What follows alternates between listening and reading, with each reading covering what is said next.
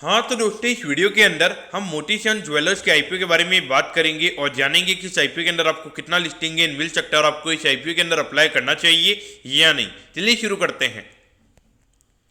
तो देखिए, सबसे पहले अगर हम यहाँ पे आईपीओ डिटेल्स के बारे में अगर हम बात करेंगे तो देखिए 18 दिसंबर को ये आईपीओ में स्टार्ट होता हुआ नजर आएगा और 20 दिसंबर को ये आईपीओ में क्लोज होता हुआ नजर आएगा। यहाँ पे 151 करोड़ के लगभग का आईपीओ का इशू शेयर हमें यहाँ पे नजर आता है और पूरा फ्रेश इशू है, यानी कि जो पूरा पैसा है वो यहाँ पे कंपनी के पास में हमें यहाँ पे जाता हुआ नजर आएगा। यहाँ पे कंपनी के जो प्रमोटर्स हैं या फिर जो प्राइवेट इक्विटी इन्वेस्टर्स हैं वो हमें कोई भी स्टेक हमें यहाँ पे बेचते हुए नजर नहीं आ रही हैं।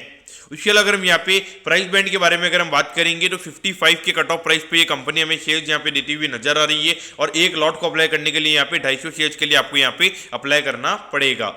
और उसके अलावा अगर हम यहाँ पे रिटेल कोटा की अगर हम बात करेंगे, अराउंड 35% के लगभग का रिटेल कोटा है, यानी कि लगभग 50 करोड़ के लगभग का रिटेल कोटा हमें यहाँ पे कंपनी का नजर आता है। यहाँ पे कहीं ना कहीं अगर आप देखोगे लगभग 5000 करोड़ की डिमांड हमें नॉर्मली रिटेल कोटा के अंदर देखने को मिलती है। तो उसके हिसाब से अगर हम देखेंगे आराम से लगभग 100 टाइम्स से आईपीओ में सब्सक्राइब होता हुआ नजर आएगा।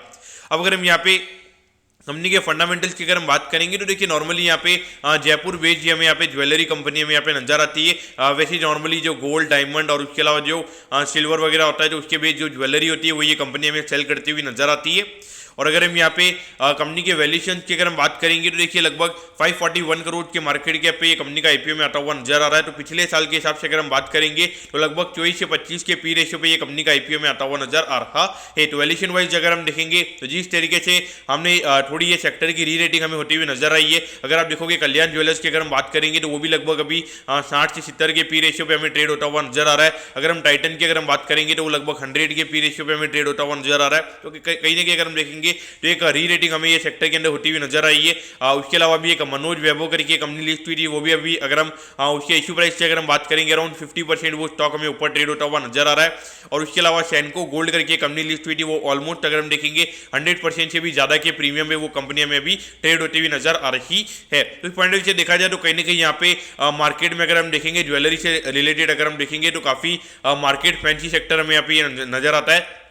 और अभी अगर हम ग्रे मार्केट के प्रीमियम के बारे में भी अगर हम बात करेंगे, लगभग 60 रुपये पर शेयर का ग्रे मार्केट प्रीमियम हमें यहाँ पे नजर आता है, यानी कि लगभग 100% से ज्यादा के प्रीमियम पे ये कंपनी हमें लिस्ट होती हुई नजर आ सकती है। तो अगर आपके पास में अगर 15,000 जैसी अमाउंट अगर आपके पास में पड़ी हुई तो डेफिनेटली आपने यहाँ पे चांस लेना चाहिए, क्योंकि देखिए 15,000 के लिए मेरे ख्याल से अगर आईपीओ वाली 100 टाइम सब्सक्राइब होता है तो वहाँ पर आपको थोड़ा अलग के हिसाब से देखना चाहिए। लेकिन अगर आप 1-1.5 लाख रुपये जब आईपीओ के लिए अप्लाई करते हो तो वहाँ पे जब 100 टाइम्स आईपीओ सब्सक्राइब होता है तो वहाँ पे आपकी प्रोबेबिलिटी काफी कम होती है। तो उसको मेरे ख्याल से आप मार्केट में अप्लाई करोगे तो वहां पर आपके ज्यादा रिटर्न कमाने के चांसेस रहते हैं। तो इस पॉइंट से देखा जाए तो मेरे ख्याल से डेफिनेटली आपको ये आईपीओ को अप्लाई करना चाहिए। लेकिन देखिए यहाँ पे अलॉटमेंट के चांसेस काफी कम है, तो बहुत सारे लोग यहाँ पे रहेंगे इसको यहाँ पर इनको अलॉटमेंट नहीं आएगी तो वो यहाँ पे लिस्टिंग पे जाके बाय करने की सोचेंगे। लेकिन देखिए यहाँ पे लगभग 25 के पी रेशियो पे ये कंपनी का आईपीओ में आता हुआ नजर आ रहा है। अगर डबल पे ये कंपनी लिस्ट होती हुई हमें नजर आती है तो लगभग 50 के लगभग का पी रेशियो में यहाँ पे कंपनी का होता हुआ नजर आएगा। तो इस पॉइंट से अगर आप देखोगे तो मेरे ख्याल से ये ज्वेलरी सेक्टर की अगर हम बात करेंगे तो काफी मार्केट फैंसी सेक्टर हुआ है। लेकिन एक चीज आपको समझनी चाहिए कि अभी जो 6 महीने पहले जो गवर्नमेंट ने 2000 के नोट जो बंद किए थे उसकी वजह से यहाँ पे काफी ज्यादा अर्निंग ग्रोथ हमें यहाँ पे देखने को मिला था, क्योंकि जब 2000 के नोट बंद हुए थे तो काफी सारे लोगों ने वहां पे जाके गोल्ड को खरीदा था, फिर जो डायमंड हो गया, फिर जो उसके अलावा सिल्वर हो गया तो वो जाके लोगों ने खरीदा था। तो इसकी वजह से अगर आप देखोगे ये जो ज्वेलरी कंपनी है इनका परफॉर्मेंस उसकी वजह से हमें यहाँ पे अच्छा देखने को मिला था। तो इस पॉइंट से देखा जाए तो आपको यहाँ पे थोड़ा कॉशियस रहना चाहिए। तो मेरे ख्याल से यहाँ पे सिर्फ आपको यहाँ पे लिस्टिंग इनके लिए डेफिनेटली अपने अप्लाई करना चाहिए। उसके बाद में मुझे लगता है कि जो 50 से 60 के लगभग का अगर पी रेशियो कंपनी का हो जाएगा वहाँ पे मेरे ख्याल से कोई वैल्यू नहीं बचेगी, तो वहाँ पे मेरे ख्याल से वहाँ पर आपको बाय नहीं करना चाहिए। तो दोस्तों मैं कहता हूँ कि मोती चंद ज्वेलर्स के आईपीओ के बारे में आपको सब कुछ समझ में आ गया होगा। अगर आपकी कोई भी क्वेरीज है आप कमेंट कीजिए, मैं जरूर आपके कमेंट पर रिप्लाई करूंगा। ओके दोस्तों, thank you, have a nice day.